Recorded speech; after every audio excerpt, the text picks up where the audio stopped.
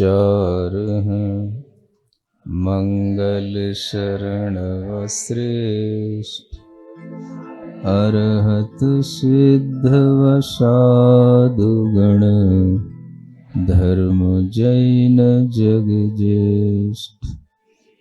तीर्थंकर जिन देव की जिन वाणी को ध्याय सार्वधर्म संक्षेप से कहूँ चित्त हुलसाए। आज ये तीसरा छंद। जो देव शास्त्र गुरु तीन तत्व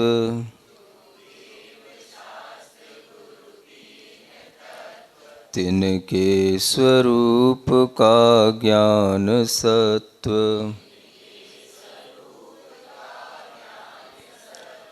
तिनकी श्रद्धा सत तत्व सार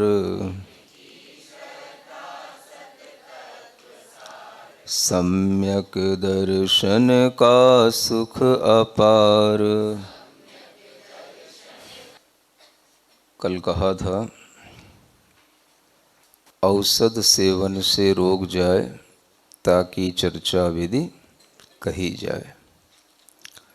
रोग बहुत पुराना भी हो उसकी चर्चा करने से कोई ज़्यादा लाभ नहीं मिलता। अगर हम रोग को दूर करने के लिए औषधि की बात करें तो वो हमारे लिए ज़्यादा महत्वपूर्ण है।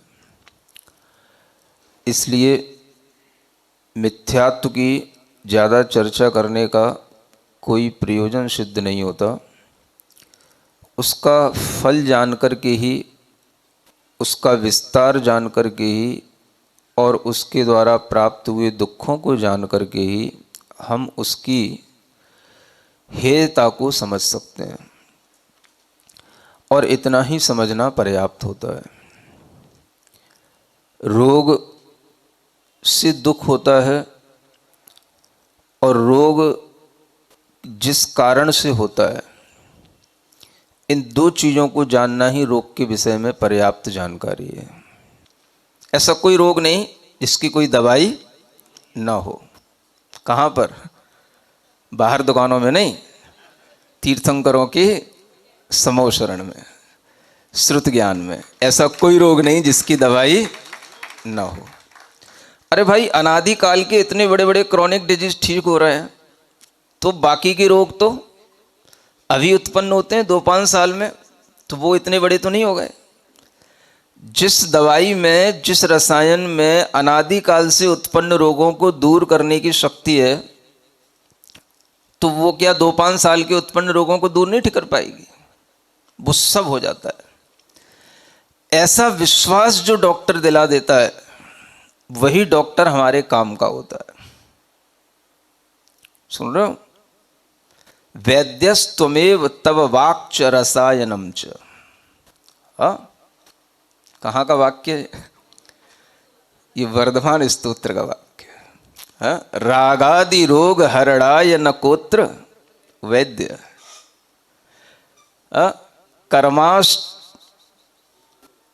दुष्टाष्ट कर्म विघटाय रसायनम न यो यन्न वेत्ति सन तत्तमतं प्रमाणम वैद्यस्त्वमेव तव वाक्च रसायनम च।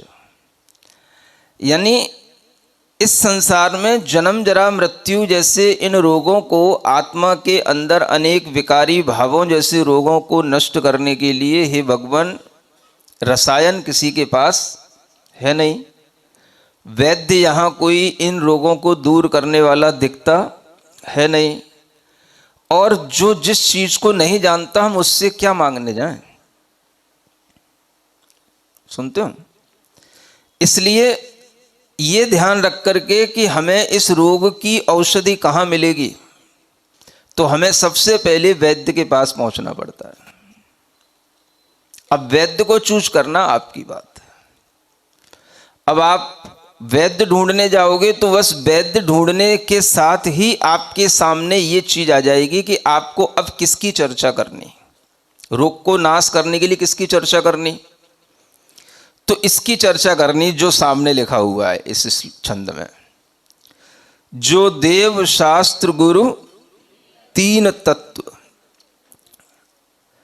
तिनके स्वरूप का ज्ञान सत्व। ये देव शास्त्र और गुरु, ये तीन तत्व हैं।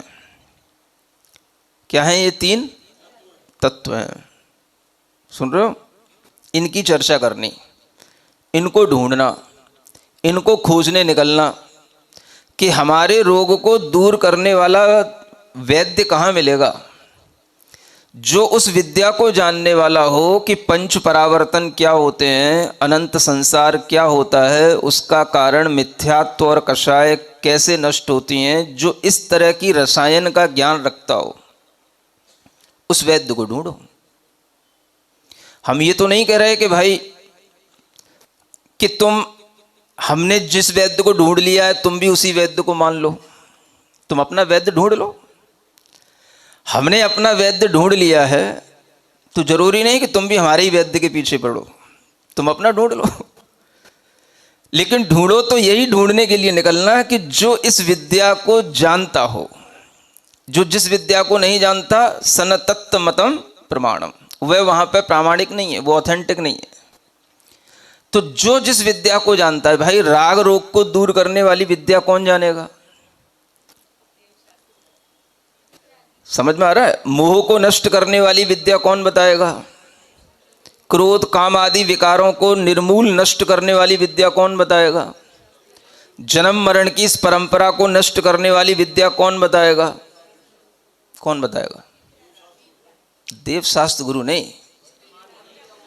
जिन्होंने उस विद्या को नष्ट किया, और अपनी विद्या से जिन्होंने इन रोगों को नष्ट किया है, वो सबसे पहले उसके जानकार होंगे। और उनकी जानकारी की बातों से आप आगे बढ़ते हुए, उनके वचनों को सामने रखते हुए और उनके वचनों के अनुसार चलते हुए लोगों के साथ चलेंगे तो आपके लिए भी वही विद्या का ज्ञान आपको मिलेगा। जब वो वैद्य मिले तब उसकी बात सुनने को मिले, उसकी वाणी मिले, और उस वाणी के अनुसार चलने वाला, है ना, उसी के अनुसार उसको आगे बढ़ाने वाला गुरु मिले। सुन रहे हो? वैद्य है, उसकी औषधि है, और बाहर एक कंपाउंडर और रहता है। तीनों ही चीजें होती है ना। वो यहां से चिट लिखता है ना, और कंपाउंडर उसी को फॉलो करता हुआ आगे उसकी वह दवाई देता है, आगे बढ़ाता है। तो तीनों चीजों पर आपको विश्वास करना है कि भाई हम जिस वैद्य के सामने बैठे हैं वो वैद्य की हमने खोज कर ली कि नहीं कर ली, एक अलग विषय है। लेकिन उसके जानने के लिए आपको इतना ही जानना जरूरी है, अगर हम अपने जन्म जरा मृत्यु को मिटाना बैठे हैं तो वो भी उसकी मिटी हुई होनी चाहिए। समझ आ रहा है? अगर हम रागादि रोगों को दूर करने का भाव रखते हैं तो उसके भी रागादि रोग दूर होने चाहिए। फिर वो वैद्य जो चिट लिखे, समझ आ रहा है, उसको हाथ में लेकर के कंपाउंडर के पास पहुंचते हैं। शायद अब ये पद्धति चलती नहीं है, हाँ, मेरे जमाने में तो यही चलता था। हाँ, बड़ा अच्छा लगता था, है? हाँ, अब सीधे सीधे मेडिकल स्टोर पे पहुंच जाते हैं, बीच में कंपाउंडर रहा ही नहीं। जबकि उसकी बहुत जरूरत है। तो हम क्यों जाएं किसी मेडिकल स्टोर पर? गुरु ही हमें दवाई देगा, वो वही दवाई देगा जो वैद्य प्रेस्क्राइब कर रहा है।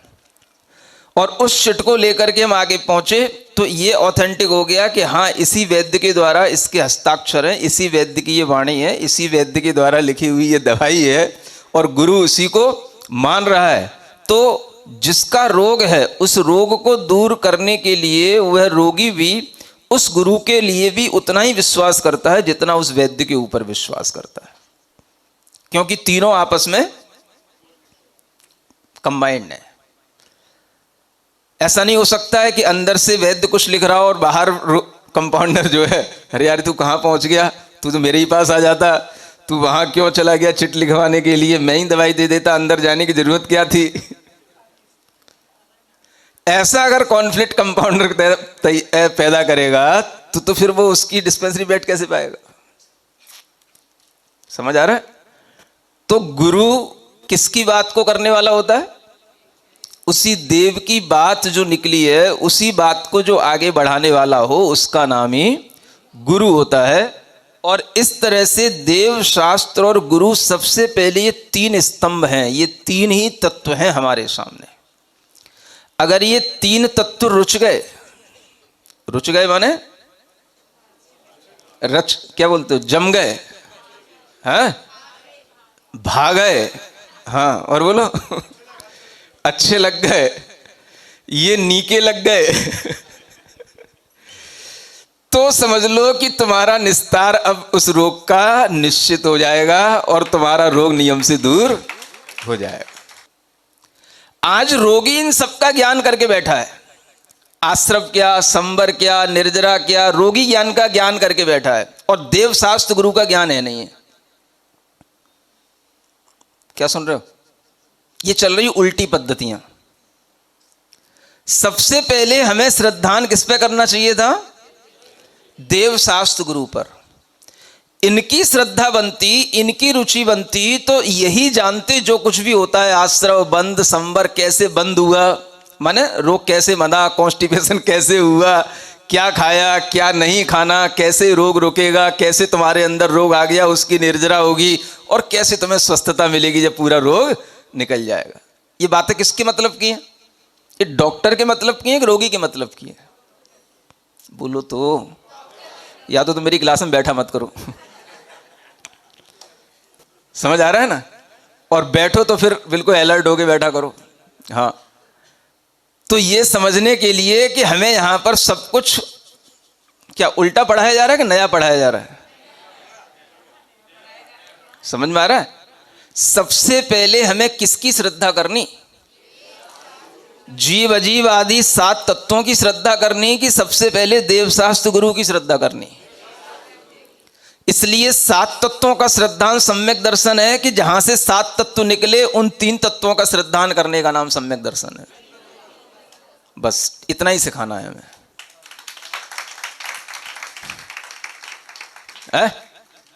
कितने तत्व? हाँ, बोलना सीख लो, अब बच्चों को यही पढ़ाना सीख लो।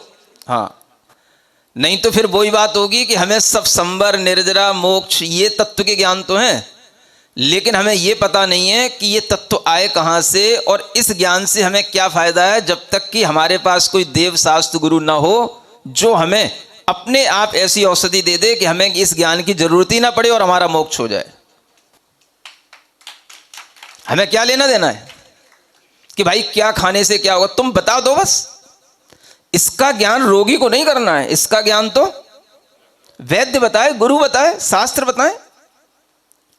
ये पद्धति से अगर हम चलें तो हमारे रोग दूर हों। ये देव शास्त्र गुरु 3 तत्व हैं, ये अनुभव की बात कौन बताएगा? ये किसने बताया? ये किसी पंडित ने नहीं बताया। ये सबसे पहले अगर किसी ने बताया तो हमें हमारे गुरुदेव ने बताया, हमारे आचार्य परमेष्टि विद्यासागर महाराज ने बताया हमें। इससे पहले ज्ञान किसी ने दिया नहीं, ये ज्ञान उन्होंने दिया है और ये ज्ञान कहीं लिखा नहीं गया। उनके किसी प्रवचनों में लिखा हो तो लिख के भी आदमी यूं ही पढ़ के चला जाएगा, हाँ भाई प्रवचन है, लेकिन उस प्रवचन को जो उनका ज्ञान था उसको हमने पकड़ा कि कितनी बड़ी बात कही गुरुदेव ने। तत्व कौन से हैं? 3 हैं। ये उनने हमें सिखाया, इसलिए हम डंके की चोट पर तुम्हें सिखा रहे हैं।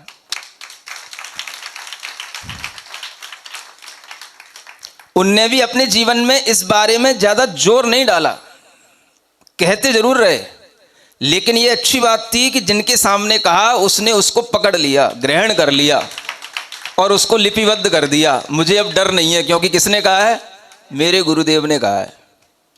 बस अब तुम बोलो क्या करोगे? आगम ज्ञान से भी बड़ा मेरे गुरु का ज्ञान है, उनका अनुभव मुझे मिला है। अब मैं ये सिद्ध नहीं करूंगा कि उन्होंने कहां से बताया, उन्होंने ये भी बताया, मैं तुमको क्यों बताऊं? तुम्हारे जब पेट में कीड़ा है ना कूदे तब मुझसे 10 बार पूछोगे तब भी मेरी मेंटेलिटी बनेगी तो बताऊंगा, नहीं बताऊंगा नहीं बताऊंगा, मेरा मन। क्यों बताऊं? तुम सिर्फ इसी बात पर श्रद्धान करो कि गुरु बता रहे हैं, हाँ बस, तो हमें मजा आएगा। हाँ, तुम उंगली करोगे कि ऐसा कहां लिखा है तो तुम ढूंढ लो, तुम्हारे पास भी सब आगम खुला पड़ा ना, तुम ढूंढ के निकाल लो, हमें क्या करना है? हम क्यों बताएं? हमें पता है कि गुरु ने गलत नहीं बताया, मुझे पक्की श्रद्धा है, इसलिए मेरे गुरु ने जो बताया वो मुझे पता है कहां से बताया, कैसे उन्होंने प्रूफ किया, उस सब का डेरिवेशन मेरे पास में है, उस सब क्लैरिफिकेशन मेरे पास में है। तो हम आपको वो सब चीजें नहीं बताना चाहते, बस आप पहले हाउ करना सीखो। हाँ, तत्व कितने होते हैं? 3 होते हैं, समझ आ रहा है? हाँ, अब भले ही AI में सर्च करो तो तत्व 7 निकले, तो उसको भी सिखा देना, समझ आ रहा है? कोई काम ये भी कर सकता है कि नई छेड़ाला उसमें फीड करे, ये नए काम करे, तब लोगों के ज्ञान थोड़े से परिवर्तित हो, तब एक नया ज्ञान निकल के आए, तब थोड़ा सा अच्छा काम बने। इतने सारे IT के लोग इधर उधर घूमते रहते हैं मेरे आसपास, कुछ ये भी तो काम करो तुम लोग। क्या सुन रहे हो? तब कहीं पर गूगल में कि AI में सर्च करो तो 7 तत्व कितने होते हैं, तो वो लिख के बताए भाई पहले तो कहा जाता था 7 होते हैं, हाँ अभी नई छड़ाला में आने लगा है कि तत्व 3 होते हैं, तो वो AI बिल्कुल वैसे ही लिख के बताएगा। समझ आ रहा है? चलो कोई बात नहीं, चीज कम से कम ऑप्शनली से ही सामने तो आई। तो कोई भी चीज नई नहीं है, नया हमारा ज्ञान का आयाम होता है, और कोई भी चीज अगर नई होती है तो वो एक चिंतन की दिशा के कारण से नई होती है, कोई नई उसमें स्थापना नहीं हो रही है, कोई नया तत्व ज्ञान की स्थापना नहीं की जा रही कि भाई ये तत्व ज्ञान एक नया आ गया कोई। क्या समझ में आ रहा है? ये चिंतन का एक नया आयाम है, और गुरु ने इस चीज को दिया। वो कभी कभी इस बात को कहते थे, अब उनके पास तो इतना विस्तार था कि वो हर बात को लंबे समय तक नहीं कह पाते थे, आगे जो जो उनके सामने उद्देश्य दिखाई देते थे वो उन उद्देश्यों पर बात करते रहते थे। तो ये बात जो हमने ग्रहण की, ये हमने गुरु से ग्रहण की, और इसीलिए हमने लिखने की हिम्मत की। ये हिम्मत की बात होती है। कोई कहने बैठेगा कि आप शास्त्र विरुद्ध बात कर रहे हो, अभी तक तो तत्वार श्रद्धानम सम्यक दर्शन कहा गया है, जितने भी बाल बोध से लेकर के ऊपर की हमने चीजें पढ़ी, सब में 7 तत्व 9 पदार्थ लिखे गए हैं, ये 3 तत्व कहां से आ गए? सुन रहे हो? ये 3 तत्व कहां से आ गए? नई छेड़ाले से नहीं आ गए। ये 7 तत्व जहां से आए उनका नाम है 3 तत्व। पहले 3 तत्व हैं, उसके बाद में उनसे निकले हैं 7 तत्व। समझ में आ रहा है? इसलिए क्या लिखा है? तिनके स्वरूप का ज्ञान सत्व। उनके स्वरूप का ज्ञान अगर हमें हो जाएगा तो यही हमारे लिए सत्व माने सारभूत है। और तिनकी श्रद्धा सद तत्व सार। अगर हमें उनकी, तिनकी माने उन देव शास्त्र गुरु की श्रद्धा हो जाएगी तो यही 7 तत्वों का सार है। भाई जिसमें से 7 तत्व निकले, हमने अगर उसी को पकड़ लिया तो हमने सार को पकड़ लिया ना। नहीं समझ में आया? गन्ने का रस जहां से निकला, हमने अगर उस गन्ने के खेतई को पकड़ लिया तो क्या हमने रस को नहीं पकड़ लिया? तो 7 तत्वों का सार जो है वो 3 तत्वों में है। अगर 3 तत्वों पे तुम्हारी श्रद्धा बनी तो 7 तत्वों की श्रद्धा है। और 7 तत्वों की श्रद्धा कहते कहते तुमने सारा समय गुजार दिया और 3 तत्वों की श्रद्धा नहीं बनी तो तुम्हारे अंदर 7 तत्वों की श्रद्धा भी नहीं है। इसलिए 7 तत्व तो ये भीतर की चीज हो गई भाई। जीव दिखता नहीं, अजीव दिखता नहीं, कर्म दिखता नहीं, बंध दिखता नहीं, आश्रव दिखता नहीं, मैं किस पे विश्वास कर लूं? दवाई खाने के बाद में जो प्रक्रिया भीतर हो रही है उस पर विश्वास क्या करना, वो तो ठीक है, वो तो डॉक्टर का काम है। ये हमारे डॉक्टर के विश्वास के ऊपर है ना कि भाई तुमने जो दवाई दी वो हमारे लिए ठीक है, बस। अब दवाई खाने के बाद की जो प्रक्रिया हो रही है उस पर तो विश्वास है। और डॉक्टर के ऊपर विश्वास ना हो तो वो दवाई भी काम नहीं करेगी। सुन रहे हो? हाँ, इसलिए सीखो। नया ज्ञान, नई चीज, नई छेड़ाला के माध्यम से आपको हर समय मिल रही है। बस इसमें घुसने की कोशिश करो, इसको समझने की कोशिश करो। क्या सुना? तो तत्व कितने? 3। अब बोलने लगे। 7 तत्व कहां से निकले? 3 तत्वों से। तो जिसने 3 तत्वों की श्रद्धा कर ली, क्या उसने 7 तत्व की श्रद्धा नहीं की? हा?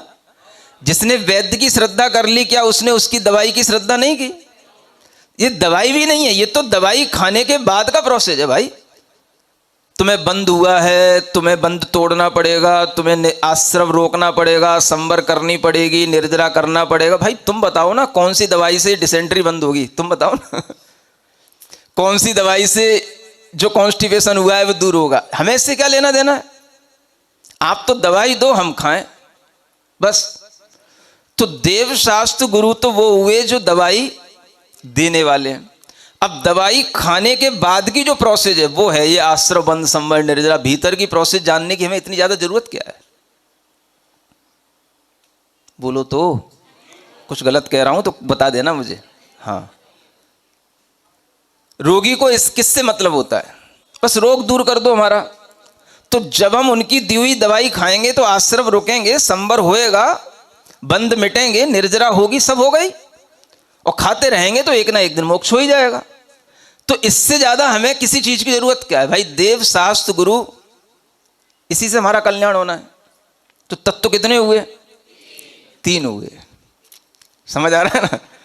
और जो 7 तत्वों की बात है वो भी होगी, लेकिन अभी वो 7 तत्व भी आपके लिए ज्यादा उपयोगी हों, जो अनादिकाल से संसार में भटक रहे हैं, अनादिकाल से संसार के पंच परावर्तनों में पड़े हैं। उनके लिए सबसे पहले 7 तत्वों की जरूरत नहीं है। 7 तत्वों के ज्ञान की जरूरत नहीं है। उनके लिए सबसे पहले क्या? 3 तत्व के ज्ञान की जरूरत है। और आजकल आदमी संक्षेप में ही चाहता है, भैया रोग हो रहा है, रोग हो रहा है, इतना अनुभव हो गया है, अब इसको दूर करने की बात बता दो। जो होगा भीतर होता रहेगा, आप तो हमें बताओ कि क्या खाने से क्या होगा, बस। सुन रहे हो ना? तो गुरु ने हमें कितना अच्छा ज्ञान दिया।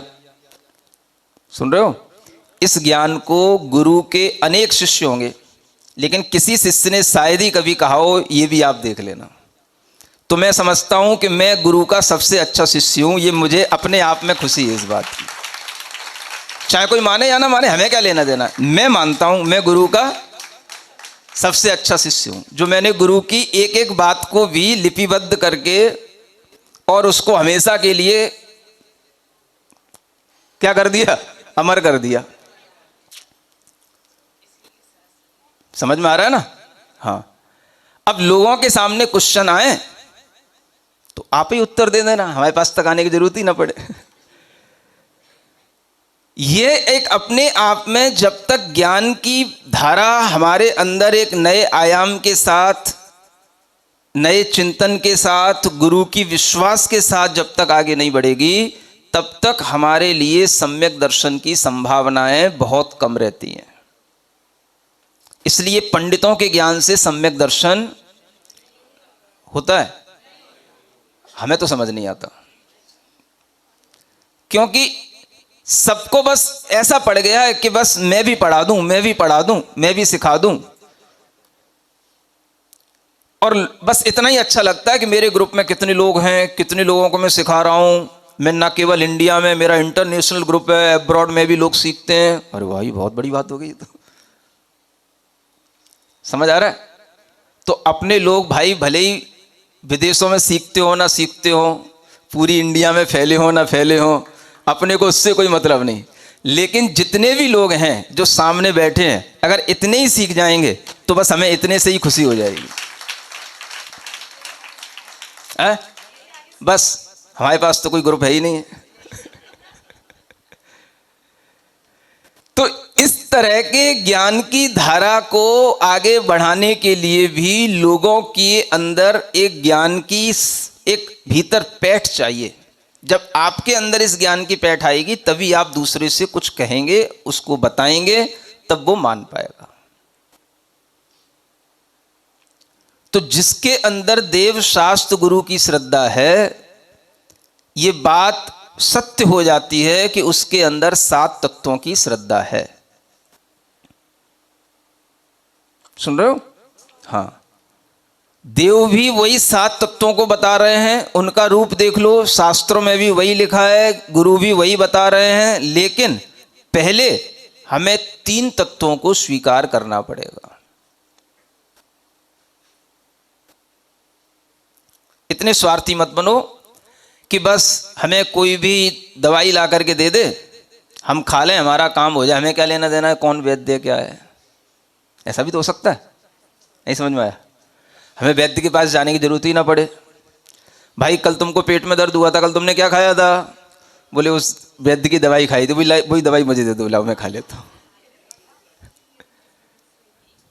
ऐसा भी तो हो जाता है, हमें जाने की जरूरत ही ना पड़े उसके पास तक, तो हो तो जाएगा, क्या हो जाएगा। तो ये नियम हकीम में खतरे जान वाली बात हो जाएगी, है ना। उसको रोग किस कारण से हुआ, तुम्हारा रोग किस कारण से है, उसके लिए वैद्य ने कितनी पोटेंसी की दवाई दी, आपको कितनी पोटेंसी की लग रही है, वो आपकी उम्र क्या थी, उसकी उम्र क्या है, बहुत सारी चीजें होती हैं जिसकी नॉलेज केवल और केवल किसको होती है? नहीं तो वैद्य का मतलब ही क्या है। तो आजकल लोग ऐसा भी करने लगे, नहीं समझ में आ रहा। तो अगर हम इस तरीके से पद्धति में चलेंगे तो हमारे लिए देव शास्त्र गुरु की श्रद्धा भी अच्छे से बन नहीं पाएगी। इसलिए पहले कहा जा रहा है, अगर हमें औषधि की चर्चा करना है तो औषधि है किसके पास, कौन सी दुकान पे, वो वैद्य कहाँ पर अपनी बना के बैठा है, क्लिनिक बना करके बैठा है, वो तो पहले खोजो। अब बहुत सारी दुकानें हैं, अब तुम्हारी दुकान ही सही क्यों है, तुम उसी के पास क्यों जाते हो, तुमने उसी के ऊपर श्रद्धा क्यों कर ली, तुम खोज लो, तुम खा लो ठोकरें। और अभी पंच परावर्तन में और कमी है, और पूरी कर लो, और निकाल लो एक जन्म इसी चीज को खोजने में, अगर कमी है पंच परावर्तन में तो। और अगर तुम्हें लग रहा है कि भाई हमारे पास टाइम है, तो ढूंढते रहो कहाँ है सही वैद्य, कहाँ है सच्चा वैद्य। हम क्यों कहें कौन सच्चा वैद्य, समझ में आ रहा है? तो ये आपके ज्ञान की बात होनी चाहिए कि सच्चा वैद्य कौन, सच्चे शास्त्र कौन और सच्चा गुरु कौन। ये हम जब देव शास्त्र गुरु की श्रद्धा पर अपनी बात रोक देते हैं और उस पर हम अपनी श्रद्धा टिका देते हैं, तो इसी का नाम है सम्यक दर्शन की चर्चा। इसीलिए जरूरी है कि इन तीनों के ज्ञान के बिना सम्यक दर्शन की चर्चा अधूरी है। और आज इन तीनों पे कोई बात नहीं करता, सब जीव अजीव आदि तत्वों की बातों पे लगे हैं। सबके लिए बुरा नहीं कह रहा, लेकिन जिन्होंने पहले देवशास्त्र गुरु की श्रद्धा कर ली हो, फिर जीवादि की बात करें तो चलेगा। और केवल जीवादि पर टिके हुए हैं और देवशास्त्र गुरु का कोई निश्चय नहीं है, तो आपके लिए दिक्कत का काम है। इसलिए यह बात आपको ध्यान में रखनी पड़ेगी। नई छैड़ाला की यह भी एक नई बात है, नई छैड़ाला की नई बातें। अब आप लिस्ट बना लेना, मुझे नहीं पता, सुन रहे हो? हाँ, कितनी नई बातें हो गई, नई छैड़ाला की नई बातें। तो ये आपको लिस्ट बनानी होगी। तिनकी श्रद्धा सत्तत्वसार, सम्यक दर्शन का सुख अपार। ये भी सम्यक दर्शन का अपार सुख होता है अगर हमारी श्रद्धा सही बैठ जाए। भाई हम जिस दुकान पर चढ़े, जिस वैद्य के क्लिनिक पर पहुंचे, वो वैद्य बिल्कुल परफेक्ट है, तो बहुत बड़ा संतोष मिल जाता है। रोग अब ठीक हो जाएगा, वैद्य ने कह दिया है, ऐसा कोई रोग नहीं है जो यहां पर आने के बाद ठीक ना हो। जब वैद्य इस तरीके से हमें विश्वास दे करके रोग को निदान बता रहा है, तो हमारे लिए आधा दुख तो उसी समय पर दूर हो जाता है और सबसे बड़ा सुख मिल जाता है। हमें एक अच्छे वैद्य की प्राप्ति हो गई, ये सबसे बड़ा सुख कहलाता है। सुन रहे हो? सम्यक दर्शन का सुख अपार किसमें है? देव शास्त्र गुरु के श्रद्धान करने में है। क्या करने में? हाँ, उसकी आस्था में है। अभी से हम कैसे मान लें, जब ठीक हो जाएंगे तब बना लेंगे आस्था। दिमाग तो बहुत चलता है तुम्हारा, रोगी होने के बाद भी चल रहा है। सबसे अच्छी बात तो ये नहीं समझे? जब ठीक हो जाएंगे तब बना लेंगे आस्था, जब अनुभव हो जाएगा तब बनेगा सम्यक दर्शन। तो कुछ लोग किसके पीछे पड़े हैं? अनुभव हो जाएगा, जब अनुभव होगा तब जो है सम्यक दर्शन होगा। आत्मा का अनुभव, तो आत्मा के अनुभव से सम्यक दर्शन होगा कि जिन्होंने आत्मा का अनुभव किया है उनकी श्रद्धान करने से सम्यक दर्शन होगा। ये बहुत बड़ा मिथ्या ज्ञान दुनिया में प्रवाहित किया जा रहा है। क्या सुन रहे हो? हाँ, श्रद्धान से सम्यक दर्शन है कि अनुभव से सम्यक दर्शन है? हाँ, ये बात दिमाग में अच्छे ढंग से बिठा लेना है। पहले आस्था, पहले विश्वास करो। अनुभव आपको जब होगा तब होगा, रोग ठीक होगा तब स्वस्थता का अनुभव होगा। अभी तो आपने दवाई खाई नहीं, आप पहले से ही अनुभव की बात करने लगे। दवाई लो, खाओ, टाइम लगेगा, दोबारा फिर आना पड़ेगा। नहीं समझ में आ रहा? फिर महाराज कितनी बार आना पड़ेगा, वो भी देखना पड़ेगा कितना ठीक हो रहा है, डोज बदलनी है कि वही देनी है। 3 दिन की दवाई पहली बार दी जाती है, 3 दिन के बाद फिर आना, 3 दिन बाद फिर तुमको एक नई दवाई देखेंगे, फिर से चेक करेंगे। कब तक? जब तक तुम्हारे लिए दवाई असर ना करे तब तक। नहीं समझ में आया? देखो, पुराने वैद्यों का फंडा तो यही रहता था, है ना। अब आजकल के डॉक्टर कुछ भी करें, लेकिन पुराने लोग जो होते थे वो हर तरह से इसी तरह से दवाई दे करके 3 दिन के बाद फिर से बुलाते थे, चेक करते थे और फिर अपनी दवाई बदलते थे और फिर से एक नई दवाई देते थे। ठीक होता था। धीरे धीरे एक डॉक्टर के ऊपर विश्वास करके रखोगे तो काम चलेगा। 3 दिन हो गए, कुछ फायदा नहीं मिल रहा है, मैं तो दूसरे के पास जा रहा हूं। जाओ। क्या सुना? हाँ, तो ये सबसे बड़ी चीज है। क्या? विश्वास, आस्था, ये श्रद्धान, इसी का नाम क्या है? सम्यक दर्शन। और ये विश्वास से ही सुख मिल जाता है। ये वैद्य हमारे रोग को ठीक कर देगा, इस श्रद्धा का नाम ही सम्यक दर्शन का सुख है। अनुभव कर पाओ तो कर लो, पहले इसका अनुभव कर लो।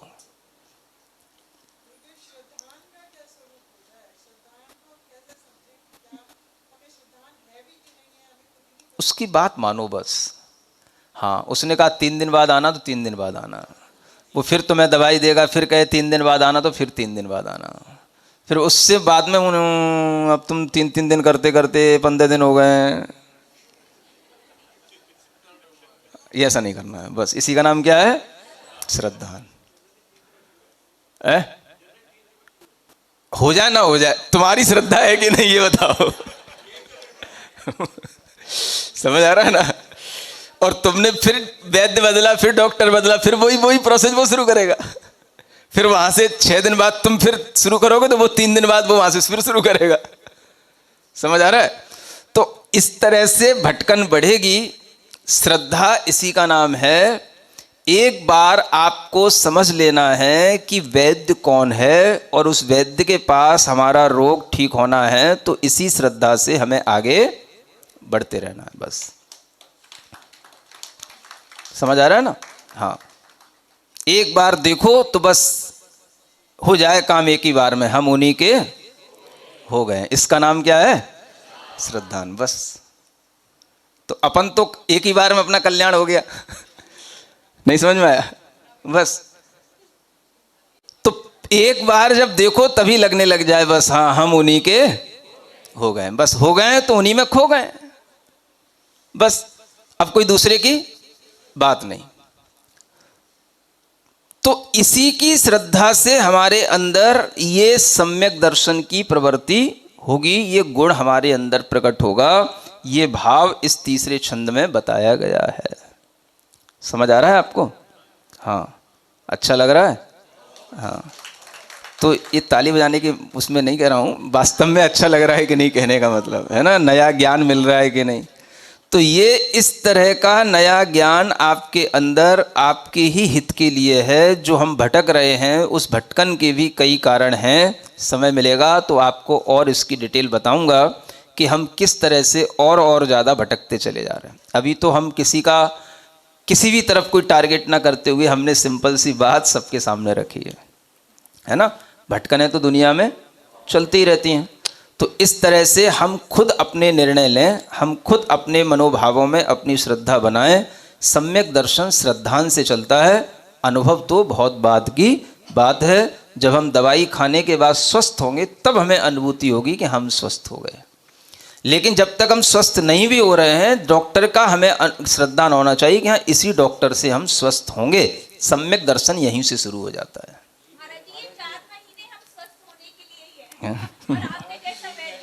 है? 4 महीने में श्रद्धा नहीं करते रहोगे क्या? दवाई खाओगे नहीं क्या? कैसी बातें करते लोग हैं?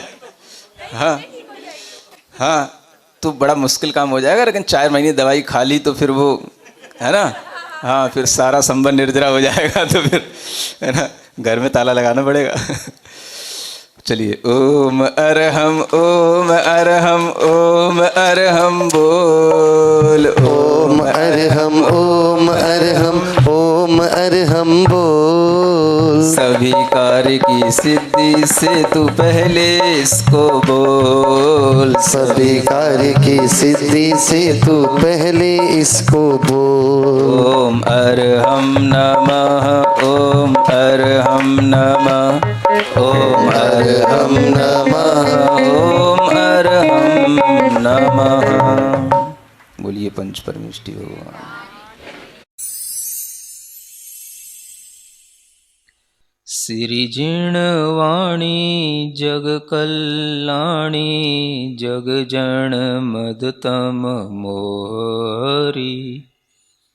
जणमण हारी गढ़हर हारी जम जरा भव रोग हरि।